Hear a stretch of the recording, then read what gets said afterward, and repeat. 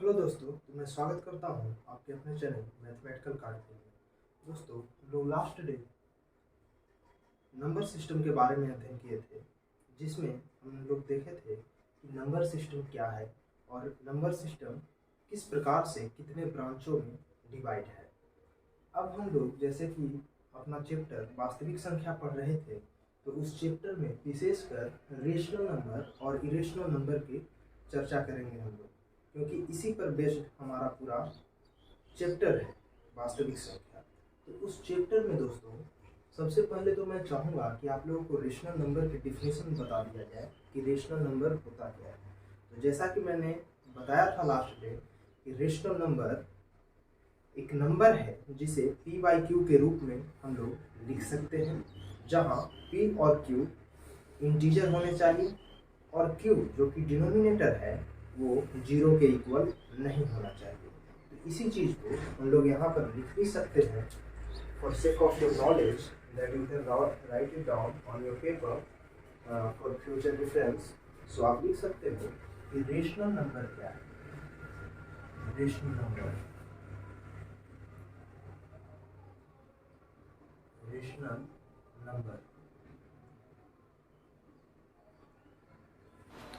हाँ, तो चलिए हम लोग देखते हैं कि रेशनल नंबर क्या है। तो एक्चुअली रेशनल नंबर को हम लोग कह सकते हैं कि द नंबर, हम लोग क्या कह सकते हैं कि the number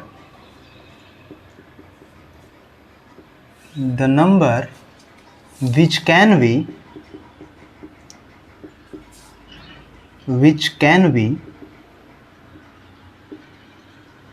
represented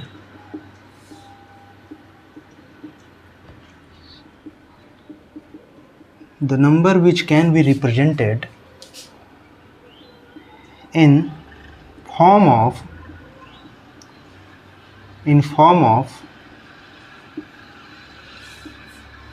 p by q, where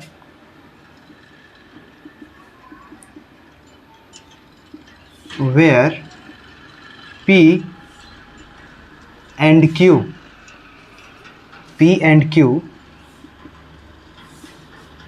are integers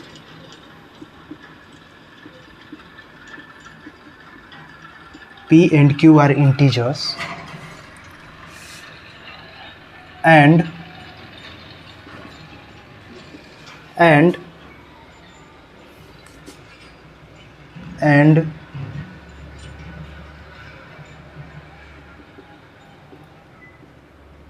there should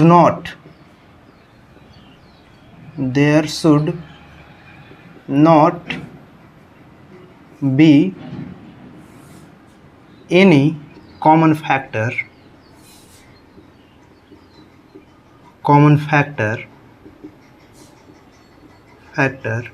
between p and q as well as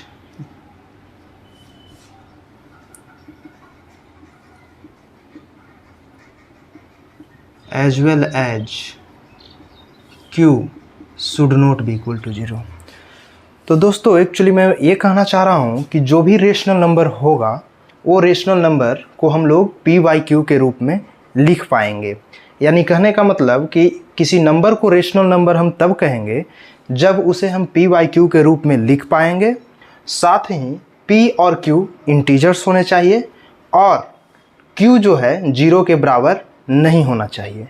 यहाँ पर मैंने एक और लाइन लिखा है मैं कि there should not be any common factor between p and q rather than 1। आप लिख सकते हैं यहाँ पर रेदर देन 1, बिकॉज 1 तो सब में होता है इसलिए 1 की कोई ज़रूरत नहीं है, बट रेदर देन 1 कोई कॉमन फैक्टर नहीं होना चाहिए।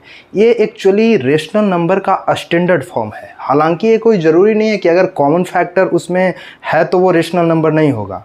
रेशनल नंबर फिर भी होगा, बट एक्चुअली वो स्टैंडर्ड फॉर्म में वो नहीं कहलाएगा। कहने का मतलब कि वो स्टैंडर्ड फॉर्म नहीं होगा। जैसे अगर हम लोग यहाँ पर लिखें कि 16/10, अगर हम लोग लिख देते हैं 16/10, तो 16/10 में कॉमन फैक्टर है। अगर इसको हम काटते हैं तो अगर हम लोग इसे 2 से काटें तो ये काट जाएगा कितना 8 बार में, 8 टाइम्स में, और ये जो है 5 टाइम्स में, 8/5 हो जाएगा। मतलब 16/10 को हम लोग क्या लिख सकते हैं 8/5। यानी यहाँ पर 2 जो था कॉमन फैक्टर था, तो कॉमन फैक्टर था तो ये भी एक रेशनल नंबर है, ऐसा नहीं है कि ये रेशनल नंबर नहीं है, रेशनल नंबर ही है, लेकिन स्टैंडर्ड फॉर्म इसका 8/5 होगा। तो एक्चुअली हम लोग ये देख रहे थे कि रेशनल नंबर क्या है। अब हम लोग इसी पर बेस्ड कुछ क्वेश्चन सोल्व करेंगे और समझेंगे कि किस टाइप के प्रश्न एक्चुअली पूछे जाते हैं। तो सबसे पहला क्वेश्चन अगर मैं आप लोगों से पूछूं, जैसे अगर मान लीजिए कि आप लोग से पूछता हूं कि ट्रू और फॉल्स में जो क्वेश्चन है स्टेटमेंट होगा, उस स्टेटमेंट को ट्रू और फॉल्स में बताना है और अपना रीज़न भी देना है कि आखिर ये आंसर क्यों ट्रू है या फिर क्यों फॉल्स है। जैसा कि अगर आपको यहाँ पर मान लीजिए कि ट्रू एंड फॉल्स में आपको लिखना है, एक स्टेटमेंट दिया होगा, मार्कर नहीं चल रहा है यार, ट्रू एंड अगर फॉल्स, ट्रू एंड फॉल्स में आपको अपना आंसर करना है, साथ ही with valid answer, sorry with valid reason, with valid reason, एक वैलिड रीजन होना चाहिए कि क्यों आपका स्टेटमेंट यानी जो स्टेटमेंट का आंसर है वो ट्रू है या फिर फॉल्स है। तो जैसे कि मैं आपसे एक क्वेश्चन करना चाहूँगा कि यहाँ पर जैसे मैं लिख रहा हूँ कि every whole number, every whole number, every whole number, every whole number is, every whole number is a natural number, natural number। अब आप बताओ, एक स्टेटमेंट आपको दिया हुआ है कि every whole number is a natural number, क्या प्रत्येक पूर्ण संख्या एक प्रकृत संख्या होती है? क्या हो सकता है? तो मैं आप लोगों को बताना चाहूँगा कि every whole number is a natural number. हम लोग यहाँ पर देखते हैं जो हम लोग पिछले क्लास में अध्ययन किए थे। कह रहा है क्या, क्वेश्चन है कि every whole number is a natural number, मतलब एवरी होल नंबर जो होगा वो नेचुरल नंबर होगा। स्टेटमेंट सही है या फिर गलत है ये बताना है आपको। तो क्लियरली हम लोग को पता चल रहा है कि स्टेटमेंट फॉल्स है। क्यों फॉल्स है? क्योंकि every whole number is not or can not be natural number, because जैसे अगर हम लोग देख लें यहाँ पर कि अगर होल नंबर की बात करें तो होल नंबर या तो 0 भी हो सकता है और नेचुरल नंबर भी हो सकता है। नेचुरल नंबर कहने का मतलब कि जो 1 से स्टार्ट होकर के और इन्फिनिटी तक जा रहा हो। तो अगर हम लोग होल नंबर की बात कर रहे हैं तो होल नंबर तो 0 भी हो सकता है, नेचुरल नंबर भी हो सकता है। मतलब इसमें ऐसा नहीं है कि सिर्फ नेचुरल नंबर ही होगा, सिर्फ नेचुरल नंबर नहीं होगा। लेकिन क्वेश्चन क्या कह रहा है कि every whole number is a natural number, means प्रत्येक पूर्ण संख्या एक नेचुरल नंबर होता है, यानी प्रत्येक पूर्ण संख्या एक प्रकृत संख्या है। तो ऐसा तो है नहीं, क्योंकि 0 भी एक होल नंबर है, लेकिन ये तो नेचुरल नंबर नहीं है। तो हम लोग क्या लिख देंगे इस स्टेटमेंट को कि यह स्टेटमेंट कैसा है? तो सिंपल भाषा में इसको लिख देंगे कि स्टेटमेंट जो है क्या है, फॉल्स है। यहाँ पर क्या लिखेंगे कि स्टेटमेंट कैसा है, फॉल्स है। स्टेटमेंट है जो फॉल्स है, स्टेटमेंट फॉल्स है, स्टेटमेंट फॉल्स है। रीजन क्या होगा इसका? तो रीजन होगा कि 0, अगर देख लीजिए, अगर 0 जो है क्या है, एक होल नंबर है लेकिन नेचुरल नंबर नहीं है। तो यहाँ पर आप लिख सकते हैं, रीजन दे सकते हैं क्या कि 0 is a whole number, 0 is a whole number, whole number, whole number, but not a natural number,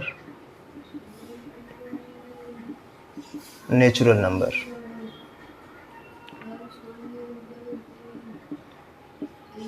हाँ, तो पहला स्टेटमेंट क्या था मेरा, फॉल्स था। जो कि बोल रहा था कि every whole number is a natural number. ऐसा कोई ज़रूरी नहीं है, क्योंकि 0 जो है एक होल नंबर है, लेकिन वो नेचुरल नंबर नहीं है। अगला प्रश्न अगर देखें हम लोग, तो जैसे अगर आप लोग को मैं पूछता हूँ अगर कि every integer is a rational number, जैसे अगर यहाँ पर लिख दिया जाए, या फिर ऐसे देखिए, every rational number, every rational number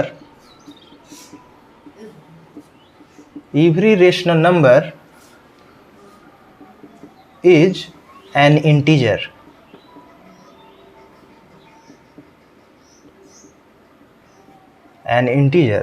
अब बताइए कि ये जो स्टेटमेंट है ये ट्रू है या फॉल्स है, आपका वैलिड रीजन होना चाहिए।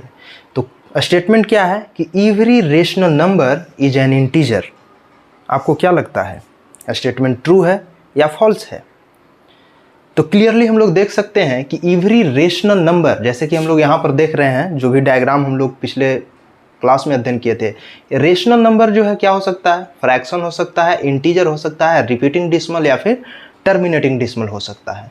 तो यहाँ पर क्या कह रहा है कि every rational number is an integer, मतलब प्रत्येक परिमेय संख्या एक इंटीजर होता है, पूर्णांक होता है। तो ये कोई ज़रूरी थोड़ी है, रेशनल नंबर जो है वो तो फ्रैक्शन भी हो सकता है। यहाँ देखिए रिपीटिंग डिसिमल या फिर टर्मिनेटिंग डिसिमल भी हो सकता है, कोई ज़रूरी नहीं है कि ये इंटीजर ही होगा।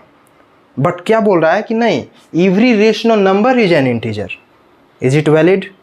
No, every rational number is an integer ऐसा नहीं है।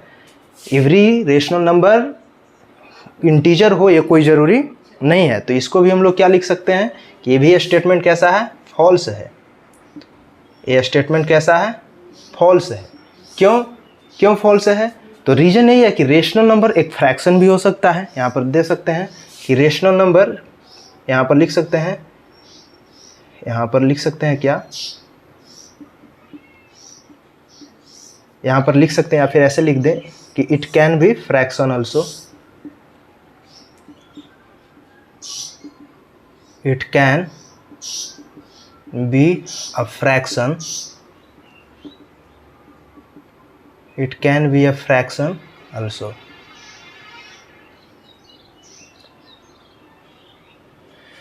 हाँ, तो हम लोग क्या देख रहे थे कि every rational number is an integer. तो ये कोई ज़रूरी नहीं है, क्योंकि रेशनल नंबर जो है वो फ्रैक्शन भी हो सकता है, इंटीजर भी हो सकता है। आप देख रहे हैं, तो ये कहना कि अगर एवरी रेशनल नंबर ही इंटीजर हो, ये सही नहीं है। समझ आ रही है बात? हाँ, लेकिन अगर इसी का रिवर्स देखा जाए, इसी का अगर रिवर्स हम लोग देखते हैं कि every integer is a rational number, then absolutely correct है। क्यों? क्योंकि एवरी इंटीजर, जैसा कि हम लोग यहाँ पर देख पा रहे हैं कि एवरी इंटीजर जो है एक रेशनल नंबर होगा। क्यों? क्योंकि इसी के ब्रांच से नीचे आ रहा है। तो एक इंटीजर जो है वो ऑलवेज रेशनल नंबर होगा, बट एक रेशनल नंबर ऑलवेज इंटीजर हो ये कोई ज़रूरी नहीं हो। तो आई होप दैट ये क्लियर होगा आपको। इसी प्रकार से हम लोग और भी क्वेश्चन देख सकते हैं। जैसे अगर मान लिया जाए कि आपको एक क्वेश्चन दे देता हूँ जो कि एक स्टेटमेंट ही है, ट्रू फॉल्स आपको बताना है। जैसे मान लो कि अगर एक क्वेश्चन है कि if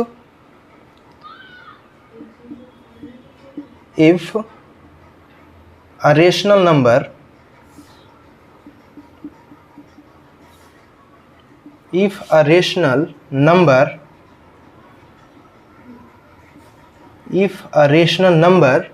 in form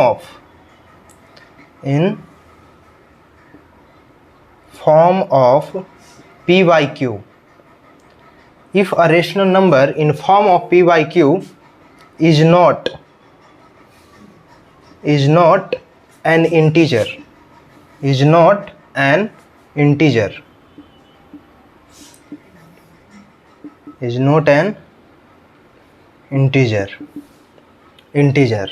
then q should not be equal to ±1। हाँ, ये स्टेटमेंट को पढ़िए और फिर ट्रू है या फॉल्स है इसका डिसीजन आप बताइए कि ये ट्रू है या फिर फॉल्स है। क्वेश्चन क्या कहता है कि if a rational number in form of P by Q, कोई रेशनल नंबर है जिसे पी बाई क्यू के रूप में हम लोग लिख पा रहे हैं, वो जो है एक इंटीजर नहीं है, वो क्या है, एक इंटीजर नहीं है, तो देन q बराबर जो है +-1 नहीं हो सकता। क्या यह स्टेटमेंट सही है या फिर गलत है? क्या लगता है आपको? तो एक्चुअली जैसा कि हम लोग क्लियरली ये देख सकते हैं कि स्टेटमेंट जो है एब्सोल्युटली ट्रू है। क्यों एब्सोल्युटली ट्रू है? तो सिंपली हम लोग यहाँ पर अगर क्वेश्चन को ऑब्जर्व करें और पढ़ें ध्यान से, तो क्या लिखा है कि if a rational number in form of P by Q, मतलब कोई एक रेशनल नंबर है, कोई परिमेय संख्या है जो पी बाई क्यू के रूप में हम लोग लिख पा रहे हैं, मतलब पी बाई क्यू के रूप में अगर लिख पा रहे हैं और कह रहा है कि वो इंटीजर नहीं है, इसका मतलब है कि वो तो श्योरली जो है कुछ इस टाइप का फॉर्म होगा, 2/5 हो या फिर 3/7 हो, कुछ इस टाइप का फॉर्म होगा। कहने का मतलब कि वो इंटीजर नहीं होगा। इंटीजर क्या होता है? इंटीजर कहने का मतलब कि जैसे हो गया, जो भी इंटीजर में हम लोग क्या बताए थे कि जैसे होल नंबर या निगेटिव, कहने का मतलब कि जो भी हो, 2 हो गया, 5 हो गया, 3 हो गया, ये सब इंटीजर है। लेकिन ये कह रहा है क्या कि ये इंटीजर नहीं होना चाहिए। इंटीजर नहीं होना चाहिए मतलब कुछ ना कुछ इसमें फ्रैक्शन भी होना चाहिए, नीचे डिनोमिनेटर में भी कुछ होना चाहिए। तो कह रहा है कि अगर इंटीजर नहीं है तो q जो है +-1 नहीं हो सकता, +-1 नहीं हो सकता। तो ये सही ही तो कह रहा है। क्यों? क्योंकि अगर +-1 यहाँ पर हो जाएगा तो नंबर तो इंटीजर बन जाएगा। जैसे अगर मान लिया जाए कि जैसे हम लोग यहाँ पर लिखते हैं, अगर हम लोग यहाँ देखें तो क्या लिख सकते हैं इसको जैसे अगर मान लो कि कोई एक मान लो कोई अगर हम लोग rational number in form of P by Q लेते हैं, जैसे पी बाई क्यू ही हम मान लेते हैं, डायरेक्टली ले लेते हैं पी बाई क्यू को ही। तो पी बाई क्यू अगर ले लिया और ये कह रहा है कि इंटीजर नहीं है, इंटीजर नहीं है, तो इंटीजर तो तभी नहीं होगा जब यहाँ पर q के वैल्यू कुछ ना कुछ हो। क्योंकि अगर q के वैल्यू अगर कुछ नहीं होता है, कहने का मतलब अगर 1 होता है तो ये तो डायरेक्टली जो है p हो जाएगा, और p क्या होगा, एक इंटीजर को डिनोट करने लगेगा। क्योंकि ऐसे भी हम लोग जो भी इसका जो है डिफिनीसन हम लोग पढ़े हैं रेशनल नंबर में, तो वो हम लोग को अभी क्या बताया आपको कि जो भी रेशनल नंबर होगा वो p बाई क्यू के फॉर्म में लिखा जाएगा, where p and q are integers, वो इंटीजर्स ही हो जाएगा। तो कहने का मतलब कि अगर यहाँ पर हम लोग ऐसे लिखते हैं कि p बाई क्यू, और q के जगह हम यहाँ पर क्या है कि +-1 अगर मान लो देते ही हैं, +-1 अगर दे लेते हैं, तो ये क्या बन जाएगा, ये तो +-p हो जाएगा, और +-p क्या हो जाएगा, एक इंटीजर हो जाएगा। तो इंटीजर अगर हो जाएगा तो ये तो फॉल्स स्टेटमेंट हो जाएगा। लेकिन ये कह रहा है क्या कि नहीं होना चाहिए, जो है q जो है वो +-1 के इक्वल नहीं होना चाहिए, यानी यह स्टेटमेंट सही है। ये खुद बता रहा है कि नहीं होना चाहिए, और सही बात है, नहीं होना चाहिए, क्योंकि अगर ही हो जाता है तो फिर ये इंटीजर बन जाएगा, जो कि इंटीजर नहीं होना चाहिए। तो हम लोग सिंपली लिख सकते हैं कि यह स्टेटमेंट कैसा है, यह स्टेटमेंट जो है ट्रू है। यहाँ पर क्या लिख सकते हैं कि यह स्टेटमेंट कैसा है, ट्रू है, स्टेटमेंट एब्सोल्युटली ट्रू है।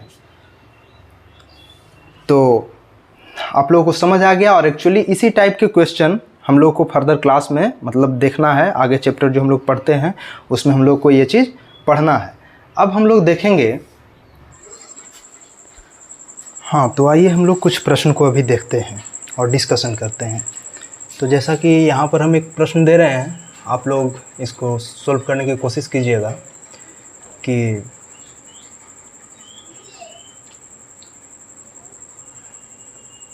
Write down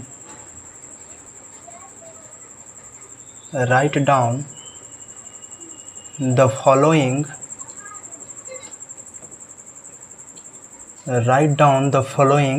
integers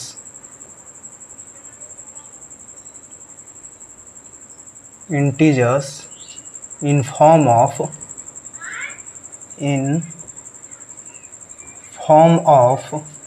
rational number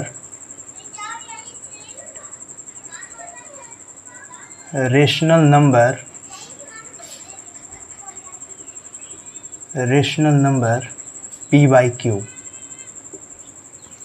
हाँ तो जैसा कि देखिए, अगर मान लीजिए हम पहला प्रश्न देते हैं 20, दूसरा 0, तीसरा -5, चौथा 38। तो क्वेश्चन है कि write down the following integers in form of rational number p by Q. ये जो भी आप लोगों को इंटीजर दिया गया है, इन सभी इंटीजर को रेशनल नंबर के फॉर्म में आप लोग को लिखना है। तो इसके लिए हम लोग क्या करेंगे, इसके लिए हम लोग जैसे यहाँ पर हम लोग को 20 मिला है, तो 20 अगर सॉल्यूशन की बात किया जाए तो यहाँ पर हम लोग लिखेंगे सॉल्यूशन में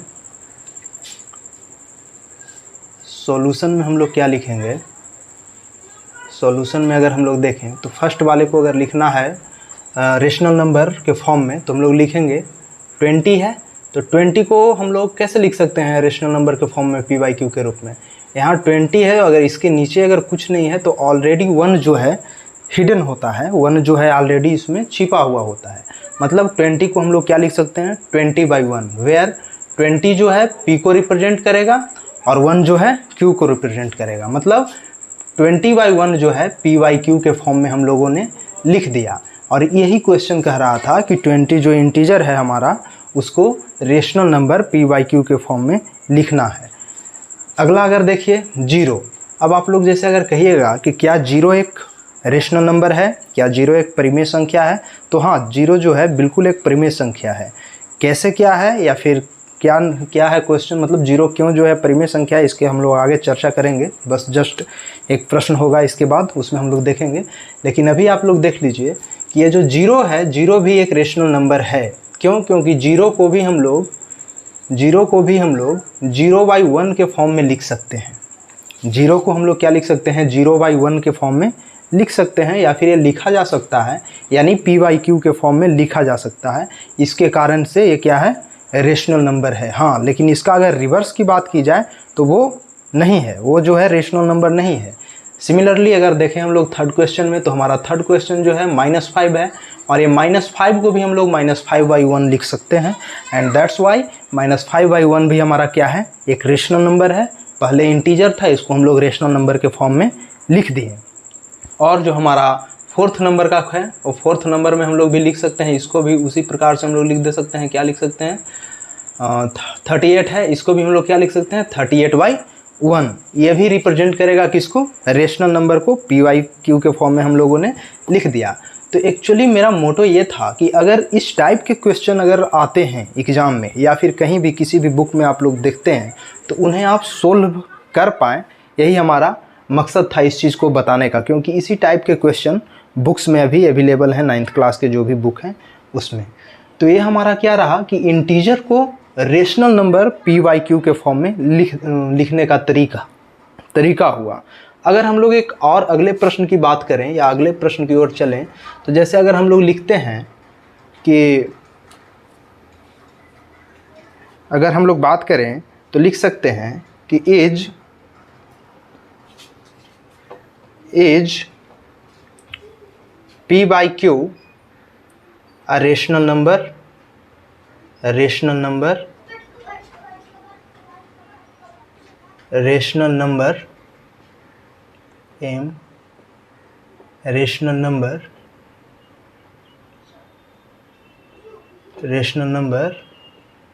if q is not equal to 0। या फिर इसको ऐसे देख लें कि if is p by q a rational number if p is equal to 0, ये क्वेश्चन है। या फिर अगर दूसरे की बात दूसरा प्रश्न को देखें और अगर ऐसे लिख दें कि is p by q a rational number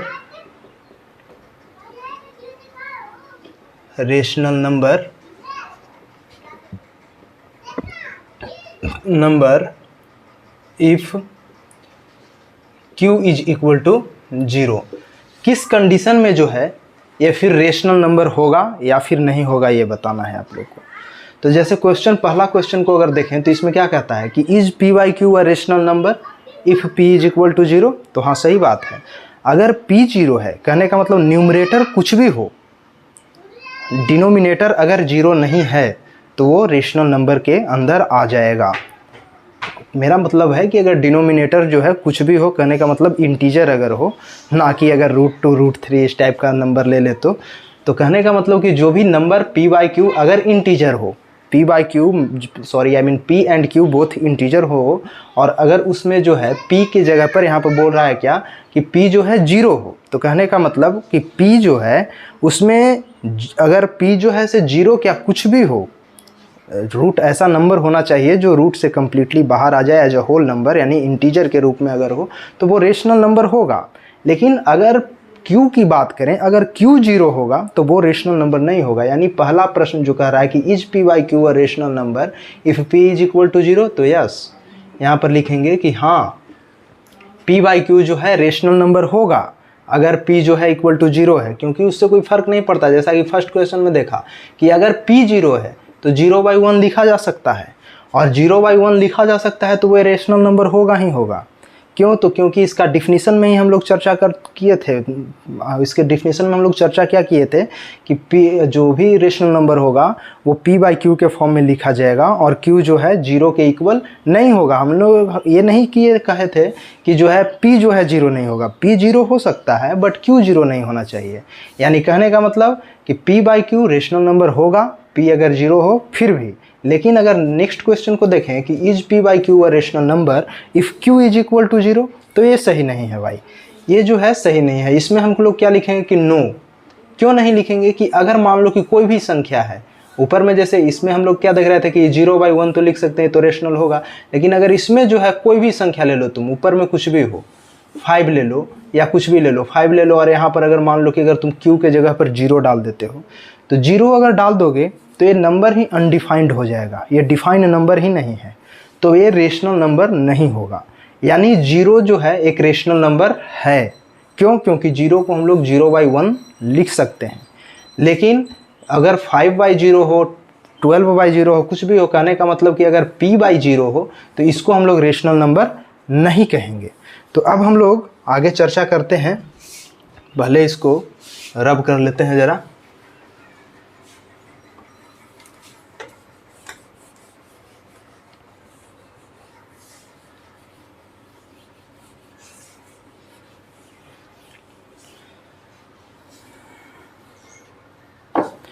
अब देखिए कुछ प्रश्न हम लोग यहाँ पर चर्चा करेंगे, जैसे कि अगर हम लोग कुछ नंबर लेते हैं, जैसे अगर मान लीजिए कि कोई भी फ्रैक्शन वाला नंबर अगर हम लोग चूज करें, और वो नंबर को अगर हम आपसे पूछते हैं कि वो रिपीटिंग डिसिमल में आएगा या फिर टर्मिनेटिंग डिसिमल में आएगा, तो इस टाइप के भी प्रश्न बुक में आते हैं। तो उसको सबसे पहले हम लोग चर्चा करेंगे। तो जैसे अगर हम लोग यहाँ पर लिखते हैं क्या कि जैसे मान लीजिए कि अगर आपसे क्वेश्चन पूछता हूँ कि 17/16 एक फ्रैक्शन है, इसको हम लोग अगर डेसिमल के फॉर्म में चेंज करेंगे तो इसका जो डेसिमल फॉर्म होगा वो क्या होगा, मतलब कैसा होगा, टर्मिनेटिंग डिसिमल होगा या फिर रिपीटिंग डिसिमल होगा, क्या होगा ये बताना है। तो हम लोग जैसे कि यहाँ पर लिख सकते हैं पूरा प्रश्न ही इससे रिलेटेड, जैसे लिख देते हैं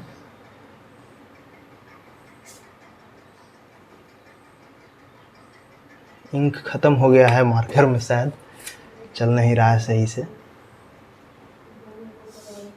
हाँ, हम लोग क्या लिखेंगे कि find out the terminating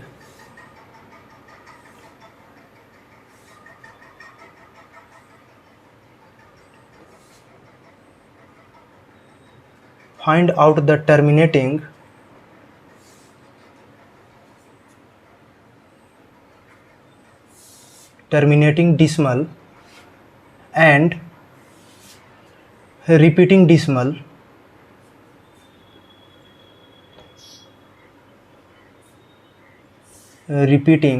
decimal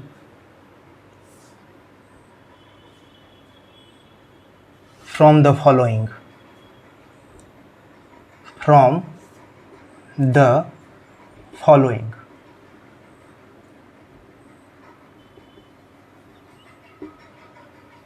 out the terminating decimal and repeating decimal from following.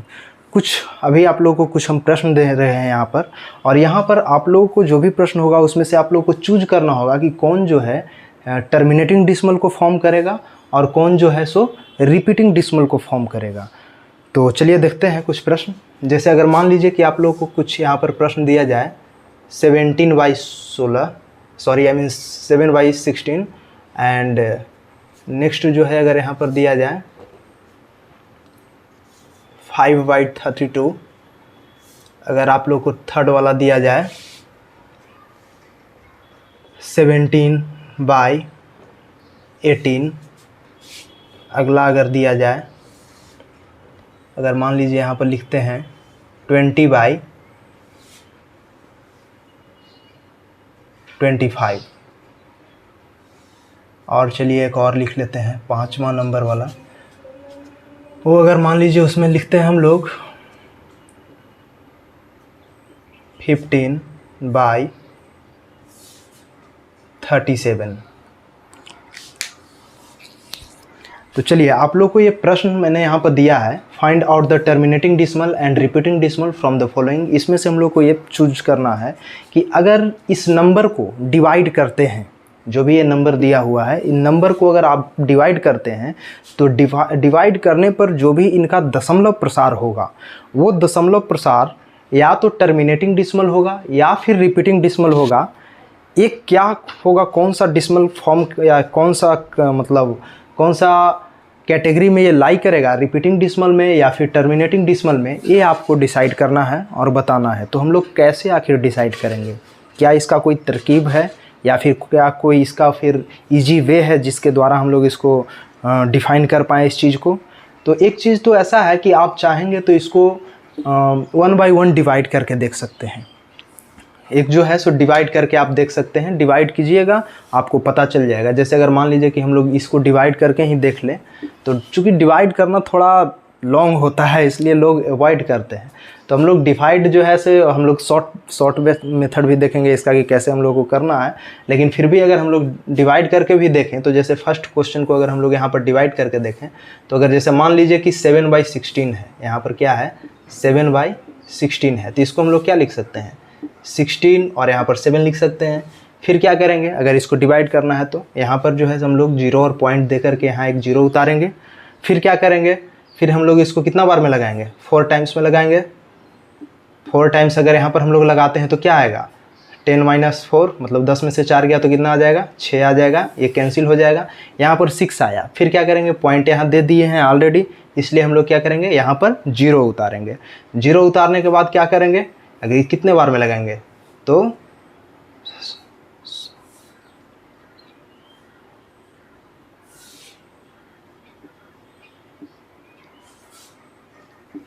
यहाँ 3 टाइम्स लगाएंगे। अगर 3 टाइम्स लगाएंगे तो फिर क्या आएगा, 10 में से 8 गया तो 2, 10 में से 8 गया तो 2, ये बन गया कितना 5, 5 में से 4 गया 1। अब आ गया यहाँ पर 12 आ गया, तो फिर इसको क्या करेंगे, यहाँ पर पॉइंट दिया हुआ है, फिर से यहाँ पर एक 0 उतारेंगे। अब क्या करेंगे, अब इसको 7 टाइम्स लगाएंगे। 7 टाइम्स लगाएंगे तो क्या आएगा, 7 टाइम्स लगाएंगे तो हो जाएगा कितना 112। 10 में से 2 जाएगा तो कितना बचेगा 8, मतलब टोटली 8 ही बचेगा। और कहने का मतलब ये क्या हो जाएगा कैंसिल। फिर पॉइंट दिया हुआ है, फिर से एक 0 उतारते हैं। 0 उतारेंगे फिर क्या हो जाएगा, 5 बार में ये पूरा क्या हो जाएगा कैंसिल ही हो जाएगा। कहने का मतलब कि अगर इसको हम लोग डिवाइड किए तो डिवाइड करने पर डियर फ्रेंड्स आता है क्या 0.4375, यानी इसको अगर हम लोग डिवाइड करें तो क्या आता है 0.4375। लेकिन कुछ नंबर ऐसा होगा, जैसे अगर कुछ नंबर की बात किया जाए तो कुछ नंबर इस टाइप का आएगा कि अगर हम लोग उसको डिवाइड करते जाए ना तो वो डिवाइड कंटिन्यू होता जाएगा, कटेगा नहीं और रिपीट होगा। कहने का मतलब लास्ट में जैसे मान लीजिए यहाँ पर 70 लिखा हुआ है तो 70 यहाँ पर आएगा और फिर उसको 70 से आप भाग दीजिएगा, तो उस कंडीशन में क्या होगा कि ये जो हमारा भागफल है ये कंटिन्यू क्या होगा, रिपीट होगा। तो वो अगर रिपीट करता है तो वो क्या हो जाएगा, हमारा रिपीटिंग डिसिमल के कैटेगरी में लाई कर जाएगा। और जो रिपीट नहीं करता है, जो एक पॉइंट ऑफ टाइम के बाद जा कर के रुक जा रहा है, जैसे कुछ अंक तक गया इसके बाद रुक गया, तो ये जो नंबर रुक गया ये किस कैटेगरी में लाई कर जाएगा, ये जो है सो टर्मिनेटिंग डिसिमल के कैटेगरी में लाई करेगा। लेकिन क्या अब कुछ प्रश्न उठता है कि क्या हम लोग हमेशा भाग देकर के ही देखते रहेंगे, भाग देकर ही चेक करेंगे ऑलवेज? तो नहीं, ऐसा नहीं करेंगे। क्यों? क्योंकि ये तो छोटा नंबर है, तो हम लोग भाग दे रहे हैं, आसानी से मस्ती के साथ दे देते हैं। लेकिन अगर यही थोड़ा डिफ़िकल्ट नंबर करने का मतलब थोड़ा और बड़ा बड़ा नंबर आ जाता है, तो कंफर्टेबली हम लोग नहीं कर पाते हैं। कहने का मतलब हम लोग उतना कंफर्टेबल नहीं होते हैं, सोचते हैं कि हम लोग को शॉर्ट चीज़ मिल जाए तो आसानी से हम लोग कर लेंगे। तो हम लोग शॉर्ट के लिए ही देखेंगे यहाँ पर कि हम लोग शॉर्टली कैसे हम लोग आगे कर सकते हैं। हालांकि मैंने आपको वो भी मेथड बता दिया कि आप डिवाइड करके भी चेक कर सकते हैं कि वो टर्मिनेटिंग डिसिमल को फॉर्म कर रहा है या फिर रिपीटिंग डिसिमल फॉर्म कर रहा है। अगर जो है सो नंबर एक पॉइंट ऑफ टाइम के बाद रुक जा रहा है तो वो जो है सो मतलब टर्मिनेटिंग डिसिमल के फॉर्म कैटेगरी में आ जाएगा।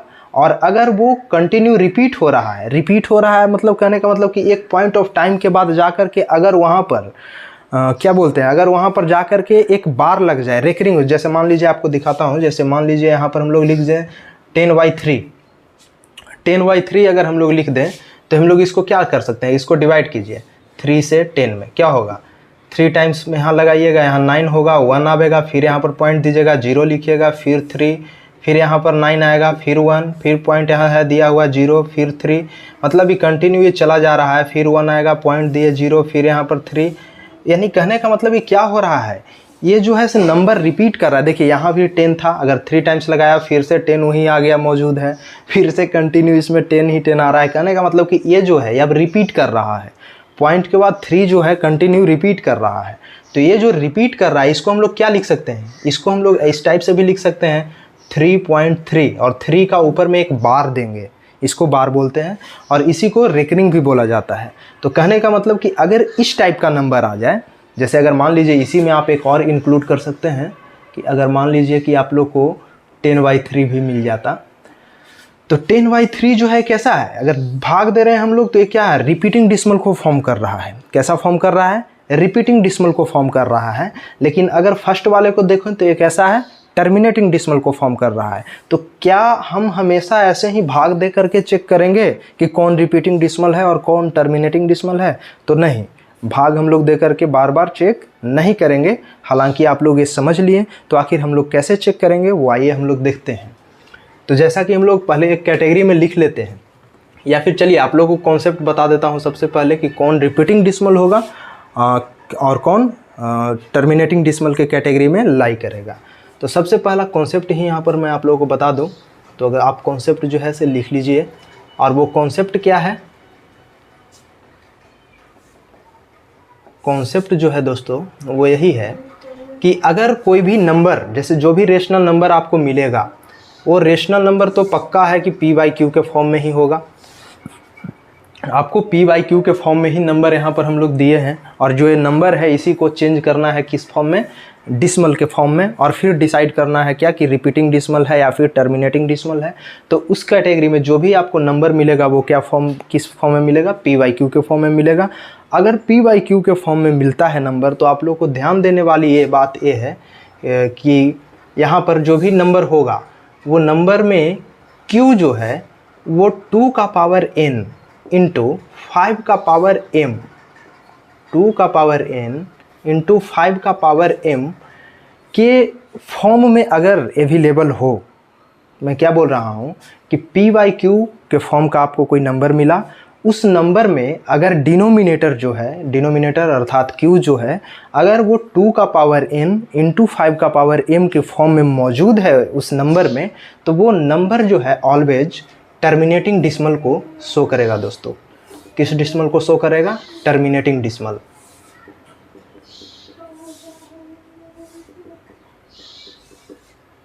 टर्मिनेटिंग डिसिमल को शो करेगा, टर्मिनेटिंग डिसिमल को क्या करेगा, शो करेगा। ऑलवेज टर्मिनेटिंग डिसिमल को शो करेगा। कब, जब नंबर p/q के फॉर्म में आपको दिया हुआ हो और q जो है 2 का पावर n इंटू 5 का पावर m के फॉर्म में अवेलेबल हो उस नंबर में, तब। और अगर ऐसा नहीं है, हाँ, टर्मिनेटिंग डिसिमल को अगर हिंदी में भी बता दें तो टर्मिनेटिंग डिसिमल को हिंदी में बोलते हैं हम लोग क्या, शांत दशमलव। क्या बोलते हैं, शांत दशमलव। अगर हिंदी भी लिखना चाहते हैं, या फिर जो बच्चों को हिंदी में चाहिए उन्हें बता दूं कि इसे क्या कहते हैं, शांत दशमलव।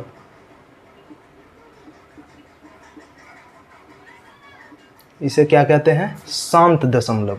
यानी ये जो है इस फॉर्म में अगर अवेलेबल होगा तो वो ऑलवेज शांत दशमलव को फॉर्म करेगा, यानी अवसानी दशमलव को फॉर्म करेगा हिंदी में बात करें तो। और इंग्लिश में बोले तो क्या है, टर्मिनेटिंग डिसिमल को शो करेगा। और अगर मान लीजिए कि वो p/q के फॉर्म में अगर हम लोग ऐसे लिखते हैं, जो भी नंबर हमको मिला, और q जो है 2 का पावर n इंटू 5 के पावर m के फॉर्म में नहीं है, तो वो ऑलवेज किसको फॉर्म मतलब शो करेगा। अगर यहाँ पर हम लोग ऐसे लिख दें कि अगर जो नंबर है p/q जो भी है, और ये नंबर में q जो है नहीं है 2 का पावर n इंटू 5 के पावर m के फॉर्म का, अगर नहीं है, ये जो बराबर के साथ जो साइन हम लोग ऐसे देते हैं, इसको बोलते हैं हम लोग मतलब नॉट इक्वल टू। ये जो है इक्वल नहीं है, इसलिए इस लाइन को इसमें दिया कि ताकि ये इक्वल नहीं है, नॉट इक्वल टू।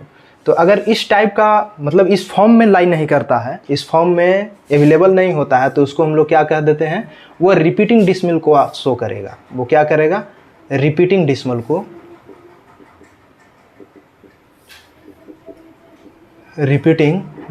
को शो करेगा, रिपीटिंग डिसिमल को शो करेगा दोस्तों। हाँ, और रिपीटिंग डिसिमल को क्या कहते हैं, अशांत दशमलव। इसको क्या कहते हैं, अशांत दशमलव। अशांत दशमलव,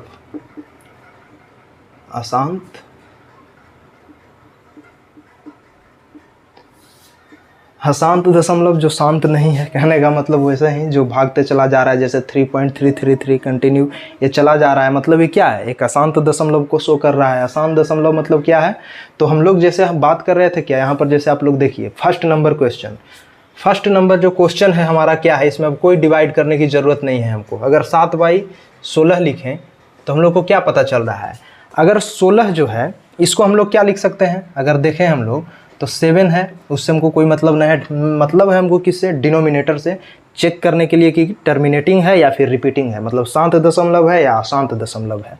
तो अगर 7/16 है तो हम डिनोमिनेटर क्या है, 16 है। अब 16 को क्या लिख सकते हैं हम, तो 16 को हम लोग क्या लिख सकते हैं, 2 का पावर 4।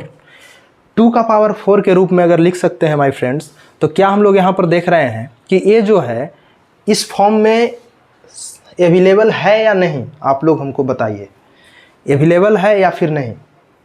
तो हाँ, बिल्कुल अवेलेबल है। आपको यहाँ पर लग रहा होगा कि यहाँ पर तो सिर्फ जो है ऐसे 2 है, क्योंकि अगर 16 का जैसे हम लोग एलसीएम निकालेंगे तो क्या निकालिएगा, 2 का पावर यहाँ पर लिखिएगा 8 लिखिएगा, फिर 2 से यहाँ पर 4 लिखिएगा, 2 से लिखिएगा 2 लिखिएगा, यानी 2 2 2 कितने टाइम्स है, 4 टाइम्स। तो मैंने ऐसे लिखा 2 का पावर 4। लेकिन आप लोगों को लग रहा होगा कि इस फॉर्म में तो है नहीं, क्यों, क्योंकि यहाँ पर 5 तो है नहीं, यहाँ पर तो 5 है लेकिन यहाँ 5 है नहीं। तो ऐसा नहीं है, यहाँ पर 5 भी है लेकिन वो आपको दिख नहीं रहा। और क्यों नहीं दिख रहा है, तो देखिए अगर हम लोग 2 का पावर 4 लिखते हैं तो हम लोग यहाँ पर 5 का पावर 0 भी तो लिख सकते हैं। कहने का मतलब कि अगर मान लो कि इसको हम लोग इंटू 1 करें, गुना 1 अगर हम लोग लिखते हैं तो 1 को हम लोग क्या लिख सकते हैं फर्दर, अगर हम लोग इसको लिखें तो ये तो 7 हो गया बाई 2 का पावर 4, और इंटू 1 को क्या लिख सकते हैं, 5 का पावर 0, अर्थात 2 का पावर n इंटू 5 का पावर m के फॉर्म में अवेलेबल है कि नहीं। हाँ, बिल्कुल अवेलेबल है। और अगर अवेलेबल ये नंबर है 2 का पावर n इंटू 5 का पावर m के रूप में, तो वे किस फॉर्म को रिप्रेजेंट करेगा, टर्मिनेटिंग डिसिमल फॉर्म को रिप्रेजेंट करेगा। I think now it's clear. हाँ, तो चलिए अब हम लोग चलते हैं अपने दूसरे प्रश्न की ओर। हाँ, तो देखिए हमारा दूसरा प्रश्न था का 5/32। तो यहाँ पर माय डियर्स फ्रेंड हम लोग को ये देखना है कि ये जो 5/32 है वो टर्मिनेटिंग डिसिमल के कैटेगरी में लाई करेगा या फिर रिपीटिंग डिसिमल के कैटेगरी में लाई करेगा। और वो चीज़ हम लोग without doing any division check करने वाले हैं, क्योंकि डिवीज़न करना यार कौन चाहता है, कौन उतना इंटरेस्टेड होता है। तो हम लोग बस शॉर्टली देखेंगे कि कैसे हम लोग विदाउट डूइंग एनी डिवीज़न ये चीज़ क्लियर कर पाएँ कि टर्मिनेटिंग डिसिमल के कैटेगरी में लाई कर रहा है वो फ्रैक्शन या फिर रिपीटिंग डिसिमल के कैटेगरी में लाई कर रहा है फ्रैक्शन। और आप जितने भी बुक पढ़ेंगे 9th स्टैंडर्ड के जो भी बुक आपको मिलेंगे उन सब में इसी टाइप के क्वेश्चन होंगे। तो आप आई होप दैट आप एक बार इस चीज़ को क्लियरली पढ़ लेंगे, अच्छे से समझ लेंगे, तो आप किसी भी बुक को फॉलो कर सकते हैं। तो मैं ये बताना चाह रहा हूँ कि जैसे 5/32 हमारा दूसरा प्रश्न था, तो 5/32 टर्मिनेटिंग डिसमल है या फिर रिपीटिंग डिसमल को फॉर्म करेगा। तो इसके लिए हम क्या बताएं आपको कि टर्मिनेटिंग डिसमल को फॉर्म वही फ्रैक्शन करेगा जिसका डिनोमिनेटर जो है 2 का पावर n इंटू 5 के पावर m के फॉर्म का हो। अदरवाइज जो भी नंबर होगा वो किस कैटेगरी में चला जाएगा, रिपीटिंग डिसमल के कैटेगरी में चला जाएगा। जैसे कि यहाँ पर देखिए 5/32 है, तो इसको हम लोग क्या लिख सकते हैं, 5/32 को हम लोग लिख सकते हैं सिंपली, हमको न्यूमरेटर से कोई मतलब नहीं है तो न्यूमरेटर को एज इट इज लिख दिया 5, और 32 को हम लोग क्या लिख सकते हैं, 2 का पावर 5। अब देखिए 5 तो लिख दिया और नीचे क्या था, 2 का पावर 5। तो यहाँ पर क्या है कि न्यूमरेटर डिनोमिनेटर में जो नंबर है वो 2 का पावर n के फॉर्म का तो है, इसमें मिसिंग क्या है, तो इसमें मिसिंग है 5 का पावर m। तो अगर मिसिंग है तो उसको हम लोग ला सकते हैं, डिसअपियर है उसको हम लोग अपीयर कर सकते हैं। और जैसे इसमें 2 का पावर 5 है, इसको हम लोग क्या लिख सकते हैं, 1 से इसमें गुना कर सकते हैं। 1 से अगर आप गुना कीजिएगा तो ये क्या होगा, 5/2 का पावर 5 होगा, और 1 देखिए जो भी नंबर है, किसी भी नंबर को अगर हम लोग 5 का अगर 0 करते हैं पावर में तो 1 हो जाएगा, अगर 2 का पावर भी 0 करते हैं तो इसका भी वैल्यू 1 हो जाएगा। समझ पा रहे हैं। तो उसी तरीक़ा से अगर यहाँ पर 1 है, इसमें हम लोग क्या लिख सकते हैं, 5 का पावर 0 कर सकते हैं। 5 का पावर 0 का वैल्यू क्या होगा, 1 होगा। हाँ, 5 का पावर 0 करने से क्या फ़ायदा हुआ हमको कि ये जो डिनोमिनेटर था वो 2 का पावर n इंटू 5 के पावर m का फॉर्म का हो गया। मतलब ऐसे करने से हमारा क्या हुआ कि ऐसे करने से हमारा हुआ कि q जो था वो किस फॉर्म में आ गया, 2 का पावर n इंटू 5 का पावर m के फॉर्म में आ गया। और अगर नंबर 2 के पावर n इंटू 5 के पावर m के फॉर्म में हो डिनोमिनेटर उसका, तो वो नंबर ऑलवेज किस कैटेगरी में लाई करेगा, टर्मिनेटिंग डिसमल के फॉर्म का होगा वो नंबर, जो भी फ्रैक्शन होगा कहने का मतलब। तो ये जो 5/32 था, ये नंबर कैसा है, टर्मिनेटिंग डिसमल को फॉर्म करेगा। ये नंबर किस चीज़ को फॉर्म करेगा, टर्मिनेटिंग डिसमल को फॉर्म करेगा।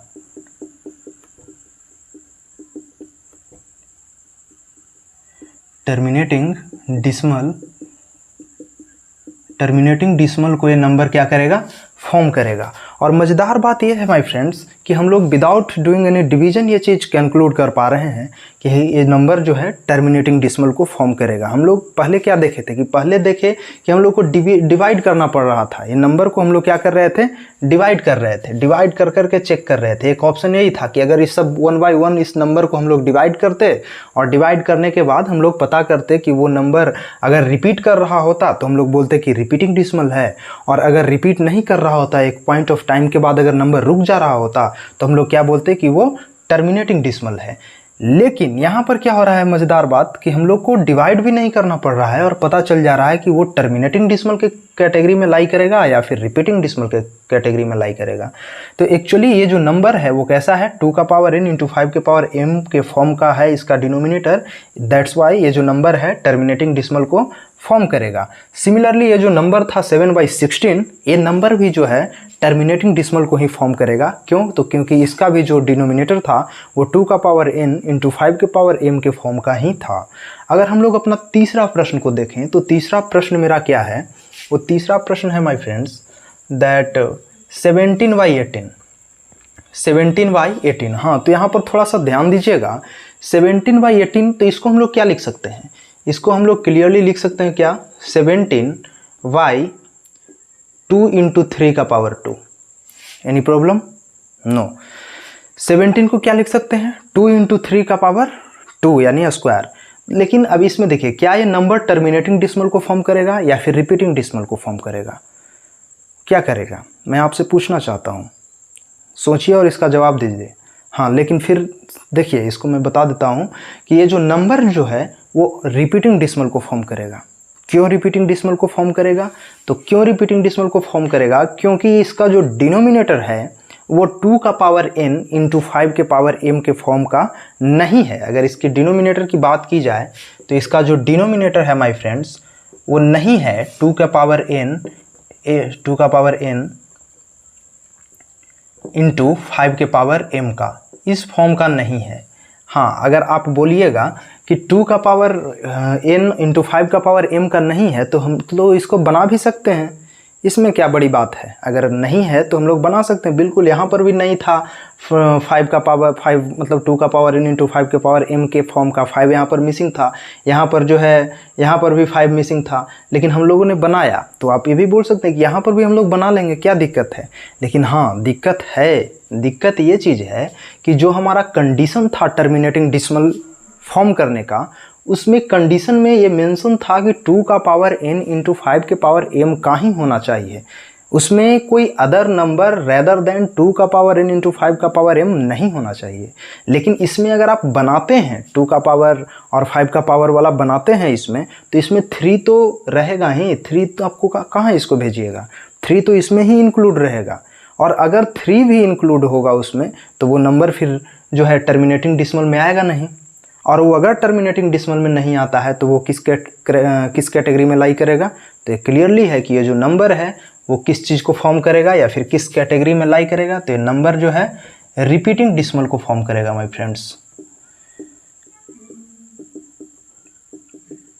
रिपीटिंग डिसिमल को फॉर्म करेगा। हाँ, तो ये जो नंबर था वो क्या रिपीटिंग डिसिमल को फॉर्म करेगा विदाउट डूइंग एनी डिवीजन। हम लोग एक कंक्लूड कर पा रहे हैं कि ये जो नंबर है वो रिपीटिंग डिसिमल को फॉर्म करेगा, कोई डिवीजन करने की कोई आवश्यकता नहीं पड़ रही है हम लोग को। और ये जो नंबर था एवं ऊपर वाले जो नंबर थे वो टर्मिनेटिंग डिसिमल को फॉर्म करेगा। फर्दर अगर हम लोग देखें तो क्या है हमारा फर्दर क्वेश्चन जो है वो 20/25 है। सिमिलरली इसको भी आप लोग देख सकते हैं, 20 से हम लोग कोई मतलब नहीं है, न्यूमरेटर से एज इट इज लिख दिया। 25 को हम लोग क्या लिख सकते हैं 5 का स्क्वायर। यहाँ पर भी देखिए तो 2 मिसिंग है, 2 मिसिंग है तो हम लोग 2 इसमें जो है सो जो मिस कर रहा है उसको इसमें शामिल कर देंगे। कैसे शामिल करेंगे, तो सिमिलरली वैसे ही 2 का पावर यहाँ पर क्या लिख सकते हैं 0। और अगर 2 का पावर 0 इसमें है और 2 का पावर n हो गया इंटू 5 का पावर m के फॉर्म में हो गया, तो ये नंबर जो है कैसा होगा, ये नंबर किस चीज़ को फॉर्म करेगा। तो ये नंबर जो है माय फ्रेंड्स वो टर्मिनेटिंग डिसिमल को फॉर्म करेगा। क्यों, इसमें देखिए 2 और 5 के अलावा कोई और नंबर इंक्लूड नहीं है, 2 और 5 के अलावा कोई और नंबर डिनोमिनेटर में नहीं है। लेकिन इसमें देखिए कि 2 और 5 यहाँ पर शामिल भी करते तो फिर भी 3 होता, इसलिए ये जो है रिपीटिंग डिसिमल को फॉर्म कर रहा था। लेकिन इसमें जो है ओनली 2 एंड 5 है, दैट्स वाई ये जो नंबर है वो टर्मिनेटिंग डिसिमल को फॉर्म करेगा। तो यहाँ पर हम लोग लिख सकते हैं कि ये जो नंबर है वो क्या होगा, टर्मिनेटिंग डिसिमल को फॉर्म करेगा।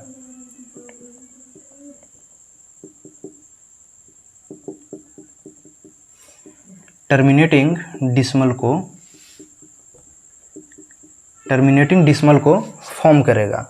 और विदाउट डूइंग एनी डिवीजन हम लोग ये चीज़ क्लियर कर पा रहे हैं, वो बहुत अच्छी बात है। तो इस कॉन्सेप्ट को आप अपने माइंड में रखिएगा ताकि जब आप क्वेश्चन बनाना शुरू करें बुक में तो आप लोग को कोई दिक्कत ना हो। हाँ, और अगर कोई क्वेरी भी रह जाता है तो आप लोग कमेंट सेक्शन में हमें फीडबैक दे सकते हैं that how I have to try to provide you better content. So आप लोग ये देख लिए। अब हम लोग चलते हैं अपना अगला प्रश्न जो कि हमारा 5 नंबर है, और वो क्या है 15/37। 15/37।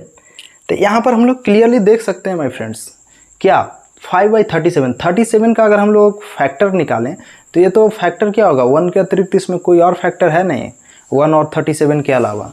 यानी कहने का मतलब इसको जो है 2 का पावर n इंटू 5 के पावर m के रूप में लिखना असंभव है।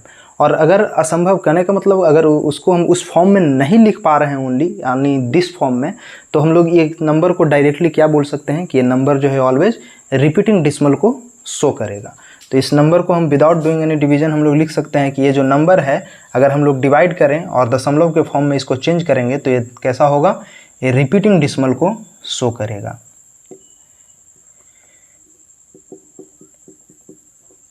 रिपीटिंग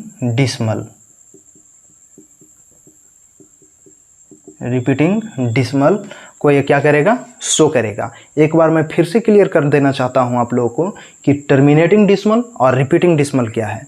टर्मिनेटिंग डिसिमल कहने का मतलब है माय फ्रेंड्स कि टर्मिनेटिंग डिसिमल दशमलव के बाद यदि कोई नंबर एक पॉइंट ऑफ टाइम के बाद रुक जा रहा हो, मतलब वो इंडलेसली अगर भागता नहीं जा रहा हो, तो वो क्या होता है, टर्मिनेटिंग डिसिमल होता है।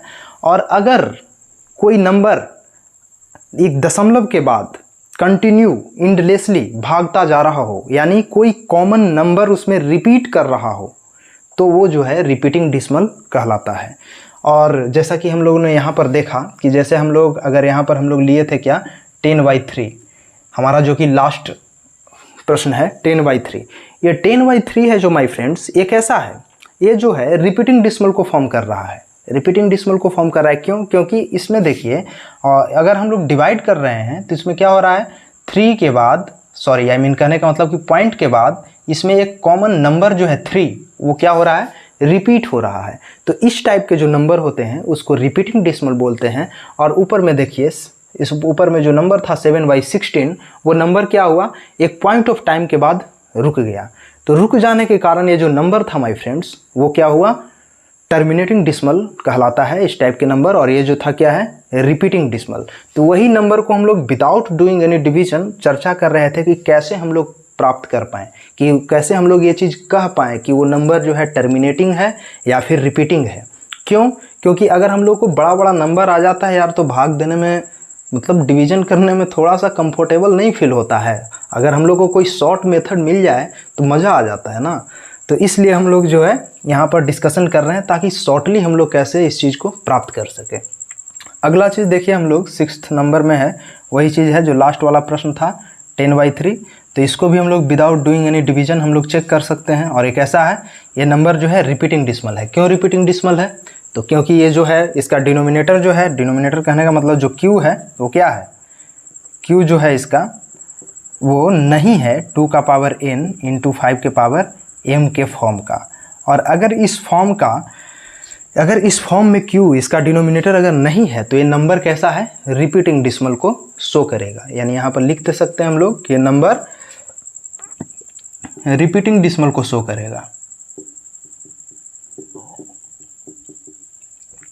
रिपीटिंग डिसिमल को क्या करेगा, शो करेगा माय फ्रेंड्स। तो आई होप आप लोगों को ये सब क्लियर हो गया होगा। तो चलते हैं हम लोग कुछ और प्रश्न को देखते हैं। अभी आप चाहें तो अपना बुक में जो कुछ प्रश्न दिया होगा आप ट्राई कर सकते हैं। हाँ, तो ये कोई मैटर नहीं करता आप कौन सा बुक बना रहे हैं, आप कोई भी बुक आप फॉलो कर सकते हैं। बस कॉन्सेप्ट जो है सबका सेम होता है। और मेन चीज़ है कि आप लोग कॉन्सेप्ट जो है अपने माइंड में रखें। कॉन्सेप्ट अगर क्लियर होगा तो कोई भी बुक हो फ़र्क नहीं पड़ता है, आप लोग ट्राई कर सकते हैं जो भी प्रश्न होगा। तो चलते हैं हम लोग कुछ और प्रश्न देखते हैं।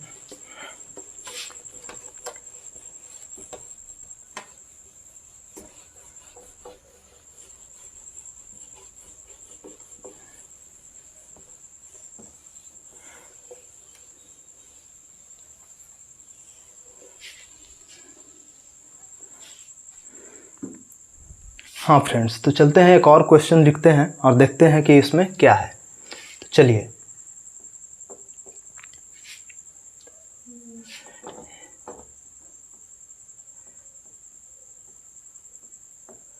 Find out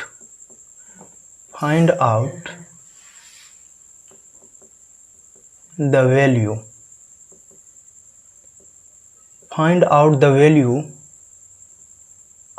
of 2/7,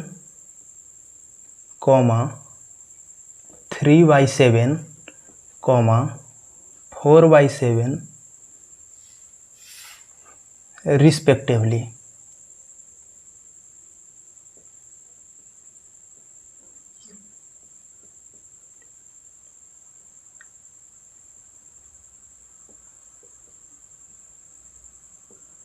Find out the value of 2/7, 3/7, 4/7 respectively with the help of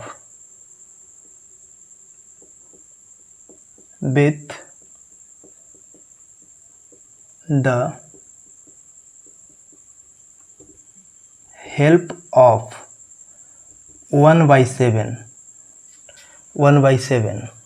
and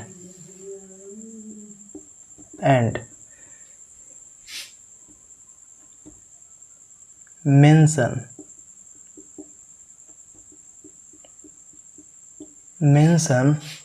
that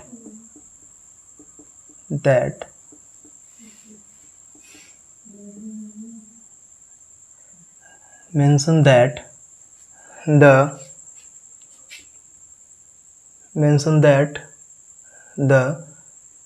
fractions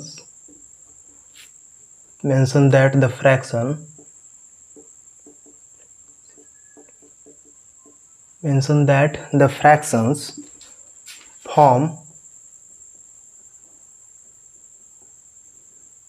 repeating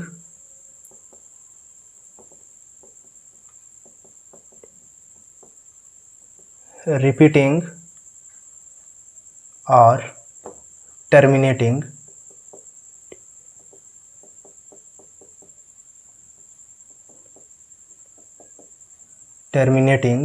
decimal।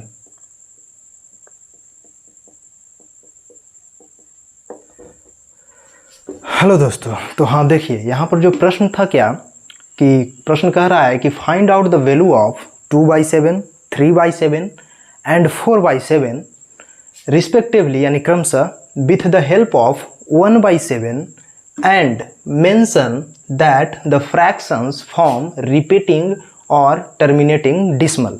कहने का मतलब कि आपको 1/7 के हेल्प से, यानी 1/7 की मदद से आपको ये बताना है कि 2/7, 3/7 और 4/7 का जो डेसिमल फॉर्म होगा वो क्या होगा, और वो जो नंबर होगा वो या तो रिपीटिंग होगा या फिर टर्मिनेटिंग होगा। ये चीज़ आपको बताना है विद द हेल्प ऑफ 1/7। तो हम लोग चलते हैं और देखते हैं कि इसको हम लोग कैसे सॉल्व करेंगे। तो जैसे देखिए क्या कह रहा है कि हम लोग को 2/7, 3/7 और 4/7 को डायरेक्टली नहीं बनाना है। किसके हेल्प से बनाना है? 1/7 के हेल्प से बनाना है। तो सबसे पहला काम हम लोग किससे शुरू करेंगे? 1/7 से करेंगे। क्यों? क्योंकि हम लोग को इसी के हेल्प से ही इस चीज़ तक पहुंचना है। तो चलिए 1/7 से ही शुरू करते हैं। यहाँ लिखते हैं, हम लोग शुरू करते हैं, जो हमारा सॉल्यूशन है इसके बारे में देखते हैं। 1/7 है माय फ्रेंड्स। तो 1/7 को हम लोग क्या लिख सकते हैं? सिंपल सा बात। तो 1/7 है, तो 1/7 है, तो अगर हम लोग देखें तो इसको हम लोग सिंपली, एक चीज़ तो क्लियर हो जा रहा है, बिना कोई भाग दिए हुए, विदाउट डूइंग एनी डिवीजन, हम लोग क्लियरली इस चीज़ को कह सकते हैं कि 1/7 जो है वो क्या है? एक रिपीटिंग डिसमल को फॉर्म करेगा। ऐसा क्यों हम कह पा रहे हैं? तो हम लोग अभी चर्चा किए थे क्या कि अगर डिनोमिनेटर जो है अगर 2 का पावर n इंटू 5 के पावर m के फॉर्म का नहीं होगा तो वो क्या होगा? ऑलवेज रिपीटिंग डिसमल को शो करेगा। रिपीटिंग डिसमल को शो करेगा मतलब एक कॉमन नंबर जो है दशमलव के बाद रिपीट होगा। मैंने बताया था इस चीज़ को। तो यहाँ पर देखिए कि 1/7 जो है इसको हम लोग क्या किया, जैसे यहाँ पर देख लीजिए, एक बार और मैं बता रहा हूँ ताकि आप लोग के माइंड में अच्छे तरीक़ा से ये चीज़ बैठ जाए, ताकि आगे दिक्कत ना हो। 1/7 है, इसमें अगर आप लोग डिनोमिनेटर को देखिए तो डिनोमिनेटर क्या है? 1/7। डिनोमिनेटर को देखिएगा तो 2 का पावर n इंटू 5 के पावर m का नहीं है, बिल्कुल नहीं है। 2 का पावर n इंटू 5 के पावर m के फॉर्म का नहीं है। क्यों नहीं है? तो यहाँ पर आप देख लीजिए कि अगर 1/7 है, 1/7 को हम लोग क्या लिख सकते हैं? इसमें आप चाहिएगा तो 2 का पावर बना सकते हैं, 5 का पावर भी बना सकते हैं, लेकिन फिर वही बात आ जाती है ना यार कि 2 का पावर n इंटू 5 का पावर m ही तो होना चाहिए। इसके अलावा जो यहाँ पर 7 आ जाएगा तो इसको कहाँ हटाओगे? और अगर नहीं तुम हटा पा रहे हो, इसका मतलब क्या हो रहा है कि ये जो नंबर जो है वो क्या है? रिपीटिंग डिसमल को form, sorry I mean repeating dismal को फॉर्म करेगा। ठीक है, तो ये चीज़ तो हम लोग को without doing any division clear है। लेकिन इस चीज़ को अब क्या पूछ रहा है? इसमें क्वेश्चन में ये चीज़ पूछ रहा है कि इसका वैल्यू क्या होगा, वो भी हमको बताना है। तो वैल्यू पता करने के लिए यार तो डिवीजन करना ही होगा। ठीक है, हाँ, इसमें हम लोग ये बता दिए विदाउट डूइंग एनी डिवीजन कि इसमें रिपीटिंग होगा या फिर टर्मिनेटिंग होगा। तो इसमें हम लोग क्लियरली लिख सकते हैं कि ये जो नंबर है ये कैसा होगा, और ये क्या, कोई भी ये जो जितने भी नंबर आप देख पा रहे हैं यहाँ पर लिखा हुआ है, ये सब नंबर क्या होगा? ये सब नंबर रिपीटिंग डिसमल ही होगा। तो यहाँ पर हम लोग लिख सकते हैं पहले ही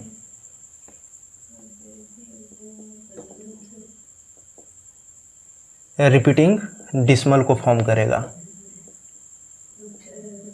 रिपीटिंग डिसमल को फॉर्म करेगा। और न केवल 1/7 बल्कि 2/7, 3/7 और 4/7 भी कैसा होगा? रिपीटिंग डिसमल को ही फॉर्म करेगा। और जब हम लोग डिवाइड करेंगे तो ये चीज़ हम लोग क्लियरली देख भी लेंगे और सत्यापन भी हो जाएगा इसका। तो चलिए हम लोग डिवाइड करते हैं। हाँ, तो चलिए हम लोग देखते हैं, डिवाइड करते हैं और देखते हैं क्या आता है। तो एक्चुअली 1/7 था, तो इसको हम लोग क्या लिख सकते हैं, इसको हम लोग लिख सकते हैं जैसे 1/7 था हमारा, तो इसको जब हम लोग डिवाइड करेंगे तो ये क्या होगा 7 और 1 ऐसे लिख सकते हैं। आई थिंक कोई प्रॉब्लम नहीं होगा। अब हम लोग क्या करेंगे कि अब हम लोग यहाँ पर एक जीरो देंगे और एक पॉइंट देंगे। इसको देने के बाद एक जीरो यहाँ उतार लेंगे सिंपली। अब हम लोग क्या करेंगे कि इसको कितने बार में, एक बार में लगाएंगे यहाँ, तो कितने बार में लगेगा, एक बार में लगाएंगे तो 7 होगा, इसमें से 3 बचेगा। अब यहाँ पर फ्रेंड्स अगर हम लोग पॉइंट दे चुके हैं ऑलरेडी, तो यहाँ पर जो है हम लोग सीधे जीरो उतारने के लिए अलाउ हैं, तो जीरो हम लोग ला सकते हैं। इसके बाद कितने बार में लगाएंगे, तो 4 बार में लगा देंगे। फिर क्या बचेगा, 2 आएगा, ये कैंसिल होगा। फिर हमारा वहाँ पर पॉइंट है, इसलिए हम लोग फिर से यहाँ पर जीरो उतार सकते हैं। अब हमारा क्या होगा, 2 बार में लगा सकते हैं, तो चलिए 2 बार में लगा देते हैं। अब हमारा 6 आएगा, ये कैंसिल होगा, पॉइंट है फिर जीरो, यहाँ पर फिर से जीरो उतार सकते हैं। अब कितने बार में, अब चलिए यहाँ पर 8 बार में लगाते हैं। 8 बार में लगाएंगे तो क्या आएगा, 8 बार में लगाएंगे तो कितना आ जाएगा, 56 आएगा। और 56 आएगा माय फ्रेंड्स, तो क्या होगा, अगर इसमें से हम लोग माइनस करते हैं, सब्ट्रैक्ट करते हैं, तो कितना हो जाएगा, ये 4 हो जाएगा, और ये जो है क्या हो जाएगा, कैंसिल हो जाएगा, 4 होगा। अब क्या करेंगे, फिर से यहाँ पर पॉइंट है, तो फिर से यहाँ पर हम लोग जीरो लिख सकते हैं। अगर हम लोग यहाँ पर जीरो फिर से लिखेंगे तो फिर क्या हो जाएगा, यहाँ पर फिर से हम लोग कितने बार में लगा सकते हैं, 5 बार में लगा सकते हैं। 5 बार में अगर लगाएंगे तो ये क्या हो जाएगा, 5 आएगा, और ये जो है कितना आ जाएगा, ये जो है से कैंसिल हो जाएगा। अब देखिए यहाँ पर 5 है, फिर से हम लोग जीरो उतारने के लिए अलाउ है। अगर फिर से जीरो हम उतार लेते हैं तो क्या हो जाएगा, यहाँ पर जो है कितना बार में, 7 टाइम्स में यहाँ पर फिर से लगा सकता हूँ, क्या आएगा 1। अब देखिए अब हम लोग को यहाँ पर बिल्कुल क्लियर हो चुका है कि ये जो नंबर हम लोग यहाँ पर अभी डिवाइड कर रहे थे, वो नंबर पुनः 1 आ गया। 1 आ गया का कहने का मतलब कि अगर ये जो दशमलव हम लोग फिर से यहाँ पर दिया हुआ है तो जीरो उतारने के लिए अलाउ है, और अगर हम लोग जीरो उतार देते हैं तो फिर क्या होगा कि पुनः ये जो नंबर है फिर से वही फ्रैक्शन, वही डिवीजन जो है फिर से शुरू हो जाएगा। और कहने का मतलब ये जो हमारा नंबर अभी आया है 0.142857, यही नंबर क्या होगा, रिपीट होना शुरू हो जाएगा। क्योंकि यहाँ पर आप जैसा कि देख सकते हैं कि यहाँ पर 10 था, जो कि 10 जो पहले था, यानी फिर से अब यहाँ से शुरू होगा वही सिलसिला शुरू होगा, तो कंटिन्यू अगर उसको हम डिवाइड करते जाएंगे तो पुनः हमको यही नंबर प्राप्त हो जाएगा। यानी हम लोग क्लियरली देख सकते हैं कि अगर इस टाइप के नंबर हमको मिले तो वो जो है रिपीटिंग डिसिमल को फॉर्म करेगा, और ये चीज़ जो है सत्यापित भी हो जाता है अगर हम लोग डिवीजन करते हैं तो, जो कि हम लोग विदाउट एनी डिवीजन पहले ही लिख चुके थे कि अगर इस टाइप का कोई नंबर मिलता है जो 2 का पावर n इंटू 5 का पावर m के फॉर्म का नहीं हो, तो वो नंबर जो है रिपीटिंग डिसिमल को शो करेगा। लेकिन यहाँ पर हम लोग देखते हैं कि चूंकि हमारा इतना जो नंबर था, इसमें ये नंबर जो है कंटिन्यू रिपीट करेगा, इसलिए इस नंबर को हम लोग यहाँ पर लिख देंगे कि इसका जो वैल्यू होगा वो क्या होगा, 0.142857, और इसके ऊपर बार दे देंगे। इस लाइन को बार बोलते हैं माय फ्रेंड्स, और इसका सिंपल सा बस मतलब यही होता है कि ये जो नंबर है जिसके ऊपर ये जो मतलब साइन दिया हुआ है, ये रिपीट कर रहा है, इसका सिंपल सा बस यही मतलब होता है। हाँ, इसको रिप्रेजेंट करने का एक और अपना तरीका भी होता है। जैसे इसी नंबर को हम किस तरीका से, इस नंबर को आप ऐसे भी लिख सकते हैं, जैसे आपको लिखना हो 0.142857, तो इसको लिखने के लिए आप सिंपली ये जो दोनों एक्सट्रीम पॉइंट है 1 और 7, इसके ऊपर सिर्फ आप डॉट दे सकते हैं। ये डॉट भी इसी चीज़ को रिप्रेजेंट करता है कि ये इंक्लूडिंग द एक्सट्रीमिटीज पॉइंट, ये जो नंबर है इनके बीच में ये क्या हो रहे हैं, रिपीट हो रहे हैं। तो इस तरीका से हम लोग क्या कर सकते हैं, इसको प्रदर्शित कर सकते हैं। लेकिन हम लोग को चूंकि अब वैल्यू चाहिए था, तो चलिए हम लोग इधर देखते हैं। तो 1/7 का वैल्यू तो हम लोग को मिल गया। 1/7 का जो वैल्यू था फ्रेंड्स, वो कितना है, 0.142857, और इसके ऊपर क्या था, रेक रिंग। अब क्वेश्चन क्या कहता है कि इसके हेल्प से हमें 2/7, 3/7 एंड 4/7 का क्या निकालना है, वैल्यू निकालना है। तो सिंपली कुछ भार नहीं है इसमें हम लोग क्या करेंगे कि जैसे 1/7 है, तो अगला प्रश्न में हम लोग क्या लिख सकते हैं, ये जो है क्या है, 2/7 है। इसके अगला क्या है 3/7 है, इसके आगे क्या है 4/7 है। तो सिंपली देखिए कि 2/7 को हम क्या लिख सकते हैं 2 × 1/7, इसको और अच्छा से लिख दीजिए तो गुना कर दीजिए 2 × 1/7। इसको क्या लिख सकते हैं 3 × 1/7, बिल्कुल लिख सकते हैं, कोई प्रॉब्लम होना नहीं चाहिए। और 4 × 1/7 यानी 4 × 1/7। अब देखिए इसमें हम लोग कुछ करेंगे नहीं, सिंपली जो है इसके वैल्यू को यहाँ पर रखेंगे और मल्टीप्लाई करते चल जाएंगे, और वही जो है हमारा ये मतलब 2/7, 3/7 और 4/7 का वैल्यू वहीं से प्राप्त हो जाएगा। तो चलिए इसको देखते हैं। इसमें हमको क्या करना है सिंपली 2 × 1/7 का जो वैल्यू था इससे मल्टीप्लाई करना है और आ जाएगा। तो चलिए हम लोग मल्टीप्लाई करके देख लेते हैं। हमारा जो नंबर था वो क्या था 0.142857। इसको अगर हम लोग 2 से मल्टीप्लाई करें फ्रेंड्स तो कितने आएगा, चलिए करते हैं। कितना होगा 7 दूना 14, 14 का 4 हाथ में 1, 5 दूना 10, 1 11 का 1 हाथ में 1, 8 दूना 16, 1 17 का 7 हाथ में 1, 2 दूना 4 1 5, 4 दूना 8, 2 का 2 और यहाँ पर पॉइंट और 0। मतलब अगर हम लोग 2 से मल्टीप्लाई करें सिंपली इस चीज़ को देखें तो हमारा आंसर जो है कितना आएगा 0.285714। तो चलिए इसको हम लोग लिख देते हैं। यहाँ पर क्या लिखेंगे हम लोग, इसका जो वैल्यू आएगा वो आएगा 0.285714 और इसके ऊपर क्या हो जाएगा रेकरिंग। सिमिलरली अब अगले टाइम हम लोग क्या करेंगे 3 से मल्टीप्लाई करेंगे और फिर चेक करेंगे। तो चलिए 3 से मल्टीप्लाई करते हैं। चलिए 3 से करते हैं। अब देखिए 7 21, 21 का 1 हाथ में 2, 25 15, 16 17 का 7 हाथ में 1, 38 24, 1 25 का 5 हाथ में 2, 3 दूना 6, 7 8, 4 12 का 2 हाथ में 1, 3 और 1 4.0। हाँ, तो अगर हम लोग 3 से मल्टीप्लाई करें माय फ्रेंड्स तो इसका आंसर कितना आएगा 0.428571। यही आएगा जिसको हम लोग यहाँ पर लिख लेते हैं। अगर हम लोग 3 से मल्टीप्लाई करें तो क्या आएगा 0.428571 और इसके ऊपर क्या होगा रेकरिंग होगा 428571। हाँ, सिमिलरली अगर हम लोग नेक्स्ट को देखें तो उसी तरीक़ा से आप कर सकते हैं। अगले में 4 से गुना करना है तो चलिए इसको भी कर ही लेते हैं, इसको क्यों छोड़ दें। चलिए इसको भी हम लोग 4 से कर देते हैं। तो इसका वैल्यू क्या आएगा 7 चौक 28, 28 का 8 हाथ में 2, 5 का 20 और 2 22 का 2 हाथ में 2, 8 चौका 32 और 2 34 का 4 हाथ में 3, 4 दूना 8, 8 3 11 का 1 हाथ में 1, 4 चौका 16, 1 17 का 7 हाथ में 1, 4 1 5.0। यानी अगर हम लोग 4 से मल्टीप्लाई करते हैं तो उसमें हमारा क्या नंबर प्राप्त होगा 0.571428। यही नंबर हमारा प्राप्त होगा माय फ्रेंड्स। तो हम लोग यहाँ पर लिख लेते हैं, क्या हो जाएगा 0.571428 और इस नंबर के ऊपर क्या होगा रेकरिंग होगा। तो आई होप कि इस प्रश्न जो है आप लोगों को क्लियर हो गया होगा और इस प्रश्न से ये समझने को हम लोग को प्राप्त होता है कि जो बुक होता है, जो भी बुक है उसमें किस किस टाइप के प्रश्न मतलब पूछे जाते हैं। तो आई होप कि ये आप लोगों को क्लियर हो गया होगा। तो फिर हम लोग मिलते हैं कुछ और क्वेश्चन के साथ। तब तक के लिए जय हिंद।